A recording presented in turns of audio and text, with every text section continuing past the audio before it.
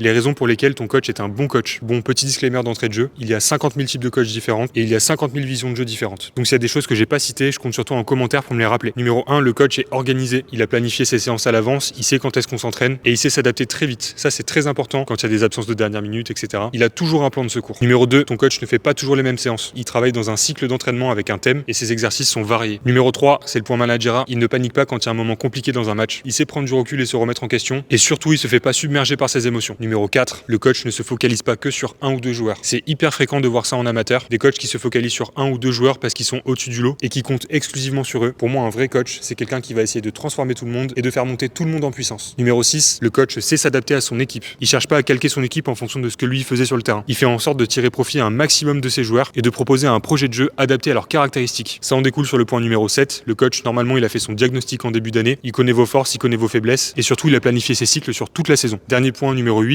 le coach, il fait en sorte de communiquer avec tous ses joueurs, d'exprimer ses attentes, de faire ses retours, qu'ils soient positifs ou négatifs, c'est toujours constructif. Ça, c'est hyper important. Et oui, la communication, c'est primordial pour le côté psychologique du joueur, la confiance en soi, la motivation, etc. Si le coach, il communique pas ou mal, il y aura forcément des problèmes dans l'année. Et toi, tu vois d'autres choses ? Abonne-toi pour plus de contenu handball.